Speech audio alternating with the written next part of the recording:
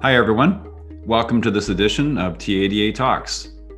I'm Todd Burgon, the Executive Director of the TADA, and our topic today will be the collision industry. I'd like to thank our sponsor, CCS, a division of Consolidated Dealers Cooperative, for sponsoring today's podcast. And joining me today is the President of CCS, Sandy Ligouri, and the General Manager of CCS, Mike Beier. Welcome, gentlemen. Thanks for joining me today. Thank you for having us. Thank you very much, Todd. Appreciate the opportunity. Well, I'm actually excited to talk about collision. This is something that I started my career off in the automotive industry. So this is near and dear to my heart. So Sandy, why don't we start with you? CCS, how did this whole operation get started? What was the vision behind it? And what's the role you're playing in it today? Well, as you know, Todd, way back when I was president of the TADA, I looked at the collision business as a whole in the dealer network and saw that there was a lot of inadequacies about it. There was a lot of dealers that did a good job, but there was a lot of dealers that didn't do a very good job, and they were losing customers. And the key to retain these customers these days is very important. Obviously, we don't want to see them because once you lose them, it's hard to get them back. So we developed this CCS system to help dealers understand the collision shop business and to understand that to retain those customers so they wouldn't go into other body shops, collision centers, and they'd stay within their network. And the dealers that got it, and they stuck with us, grew their business, and now they're the pride of our network. So is it fair to say then, Sandy, that, part of the opportunity was the fact that a lot of the business was being given to competitive banners versus creating a banner on their own? That's correct. It was all eroding away to most of the banners that are out there. And not only were they losing the collision business, they were also losing the parts business, which hurt them in a way, Tom. Okay. Mike, so you're the general manager of the operation. Why don't you talk to me a little bit about where are you guys today, and where's your business at? How has it grown since its inception? And give us a little bit of an update on that, because I think the numbers are pretty impressive. Yeah, we've come a long way in the last 8 years. As you know, Todd, we were launched in 2013 in the spring, and we started off with a group of 10 pilot dealers, and we ended that first year at 20 collision centers in Ontario. And since that time, we've now grown to over 80 locations, 83 to be exact, in 7 provinces, representing over 200 new car dealers that own these collision centers. And our network being built exclusively for dealers, by dealers, focusing on retention, performance, and profitability has really resonated and made it quite attractive for dealer collision centers to join, and for us to really become a force to be reckoned with in the marketplace. I believe at the time of this interview, Todd, we are the 5th largest collision network in the country, based on both locations and total sales. That's impressive. I mean, there's been a number of organizations that have been around a lot longer than that don't have those numbers behind them. That's for sure. How are you guys making out on the insurance side? As we all know, when you're a quote unquote banner or a collision partner, you definitely have to have a relationship with the insurance companies to be successful. How are you making out on that side? Well, it's definitely been a journey, because the challenge is you have to build the network first. You have to get them direct repair ready, get their performance, marching in lockstep towards the same goal. And then you have to go out and get yourself an insurance deal. And luckily enough, 5 years ago, we were able to land our first with RSA Unifund. And since there, we've added Aviva, we've added Unica, and are seeking additional partners. So we have 3 nationally right now, and really the value of a dealer-owned collision center on a direct repair program has resonated with our partners. They see value in it for their customers. They get great repair results, and all of our KPIs are competitive with the rest of the networks that Sandy talked about. So it's really great value for our insurance partners, and for our members, they obviously enjoy getting the work back to their shops. Sandy, you started off in the industry as a collision repair facility, did you not? Yes, I did, actually. Way back in 1977, and in 1990 we opened our first Nissan franchise, and are still in that business today. But just backing on what Mike was just saying regarding to the insurance companies, as we started working with them, it was a different relationship than they had with their Banner networks. Our relationship grew with trust, and we brought all of our tools to help them to get better numbers and also let the insurance companies see that the collision centers that are operated by dealerships are doing a far better job, and they're not as expensive as what everybody thinks. Yeah, and I remember, 10, 15 years ago, and you were part of that dialogue, that was always the knock, right? The knock was it was going to be more expensive at the new car dealership because of the parts side, but that's never been true, has it? And especially these days, when you see that a lot of the manufacturers now are coming out with certified collision networks, you need to educate your people. You need to retool your places, and dealers have the resources to be able to do that because they've got their money invested into it, and they want to make sure that they retain the customer and give them the service that they deserve. Yeah, I have to think that technology has actually played in favor of the new car dealership from a repair perspective, because the technology in the vehicles today is so much different than it once was. And even, when you think back 15, 20 years ago, there weren't too many cars that were being built with aluminum, right? Correct. It certainly has, Todd. I mean, if you look at cars today, they're so complex, and each manufacturer has their own different procedures. So for an independent shop to teach themselves how to repair vehicles of all makes and models is a lot more difficult than it is for a dealership to do their own vehicles, like taking care of their own customers. Sandy, one thing that you and I witnessed is we watched a lot of dealers over a period of time start to close their body shops. But now, as the industry evolves, being not just collision, but our entire industry, automotive industry, we're now seeing dealers looking for new revenue streams. And many are looking to get back into the automotive collision repair side of business. And a lot of that has to do with tension. So maybe Sandy, talk to me a little bit about the value of being part of a network, and a little bit about what the current state of the collision industry today is.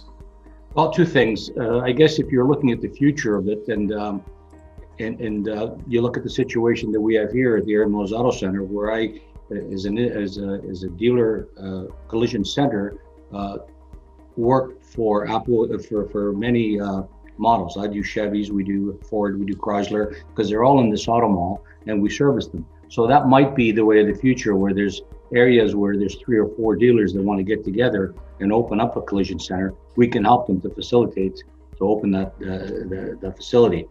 So that's the way of the future with that part of it. So obviously there's dealer groups there that are also operating collision centers, and they've reduced their collision centers. Dealer group that has all of their dealers within close proximity can have one collision shop rather than having 5.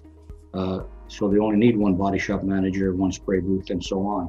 But we can help them also with best practices. And a lot of the dealers that are engaged with us, that have worked with us in the past, are now our champions, because they understand that there's a profit center that they were missing out on, and they're happy to talk about the successes that they've had over the years. So for some dealers that have a small body shop or want to get into the body shop business, we can definitely steer them in the right direction, because we are dealers trying to work together to make sure that we have a common goal right across Canada, because it's very difficult to represent yourself to an insurance company as a direct repair, rather than if you can do it coast to coast with all the dealers. It's a lot easier. I couldn't agree more with you. And I think that, with the example you just gave is a perfect opportunity for customer retention. You're not handing your customer over to an independent shop. You have obviously relationship, but also, the big piece that's sometimes forgotten when that part of the business is looked at is the obvious one, parts.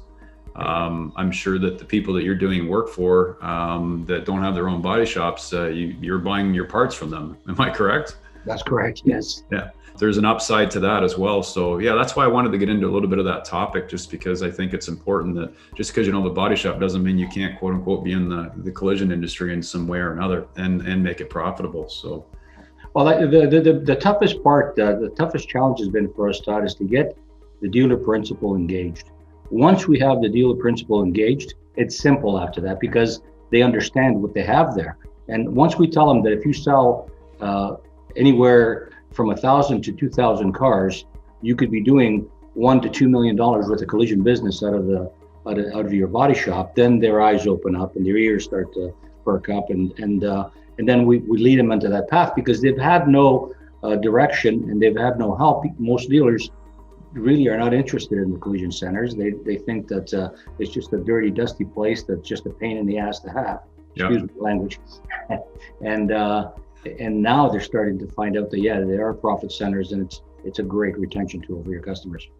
Well, when you think back to the model of the new car dealership and how it's changed over the last 15, 20 years, the profit centers have completely changed. I mean, and that's just business, right?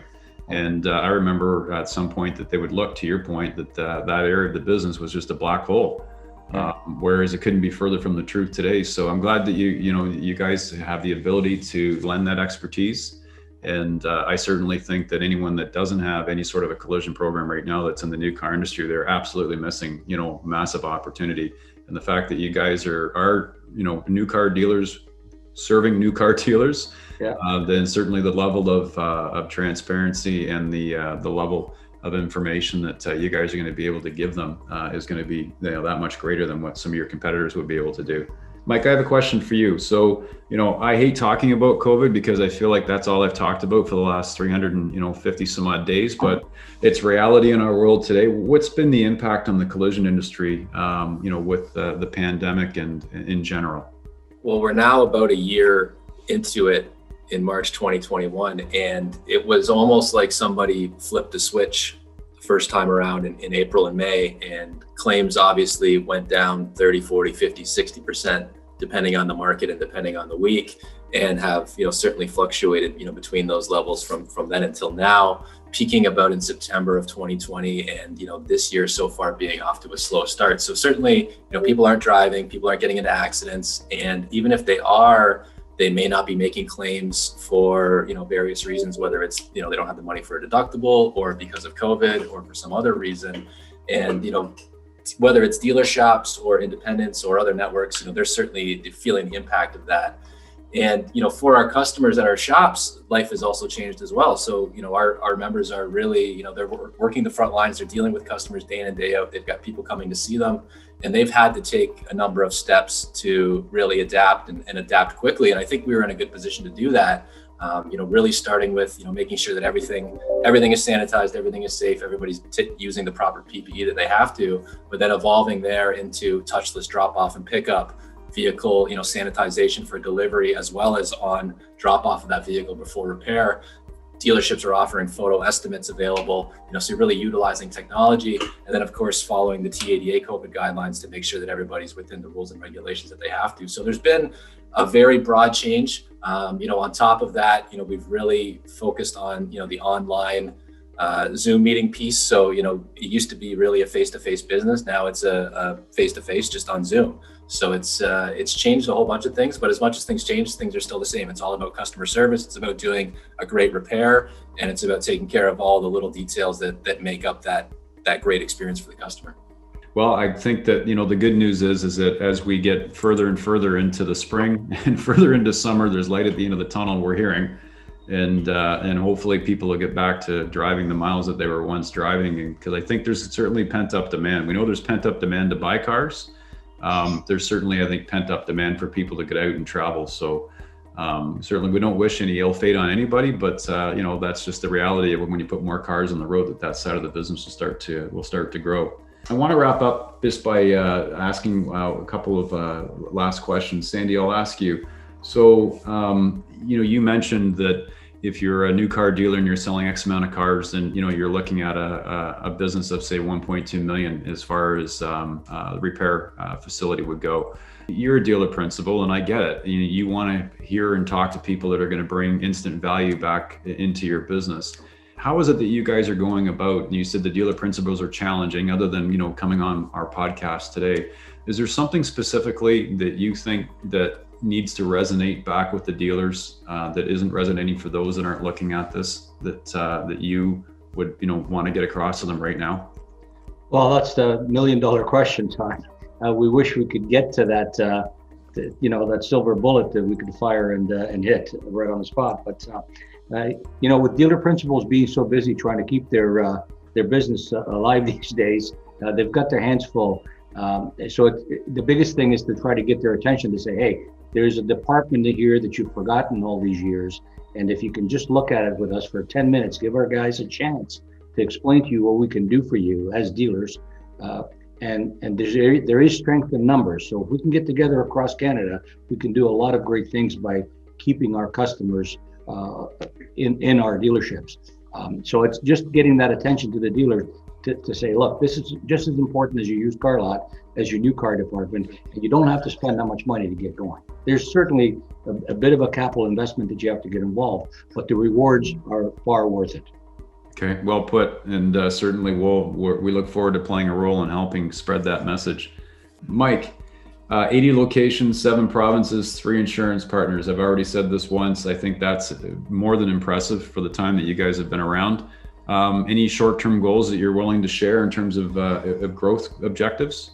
Yeah, most definitely. We've certainly been focusing on expanding across Canada, so moving into new markets. Up until a couple of years ago, we were only in Ontario and Alberta, and since then we've expanded into British Columbia, Saskatchewan, Manitoba, Nova Scotia, as well as Newfoundland, and hopefully we'll be in all 10 provinces very, very shortly. So we've recently beefed up our sales team, and we have the very aggressive target of being at 100 locations by mid-2021 and 120 locations at the end of 2021. So that may seem very aggressive, but I think with the focus on it by our new team, as well as really the message that we have for dealers and the way that our program resonates with them and connects with what their exact needs are, I think that's a realistic possibility. So yeah, we're primed for growth. There is an opportunity.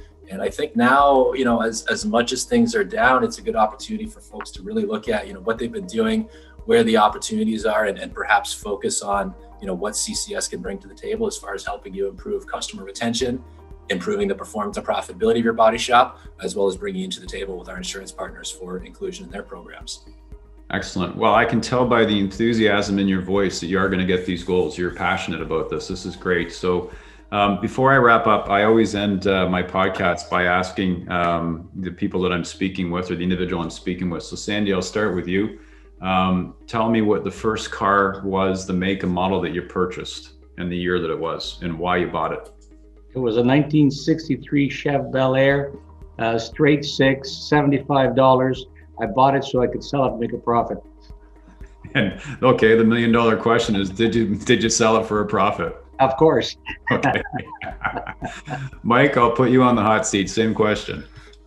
First car was a 2007 Ford Taurus in Merlot Metallic SEL. Nice car, but it was not what I wanted at the time. I was in university, so I didn't have to buy something reliable and safe. But as soon as I got a real job, I got a red Mustang GT. All right. Can you tell the difference in age? I was going to say, I'm not going to enter into that discussion, Sandy, because it's not going to be to my benefit either. Trust me. Well, listen, gentlemen, it's been a pleasure having you guys on. I've learned a lot. I look forward to watching you guys grow. So Mike, I'll start with you. Thank you for joining us today. Sandy, certainly thank you for joining us today. I want to thank your organization, CCS, the Division of Consolidated Dealers Cooperative, for sponsoring the podcast. And I wish you guys nothing but success.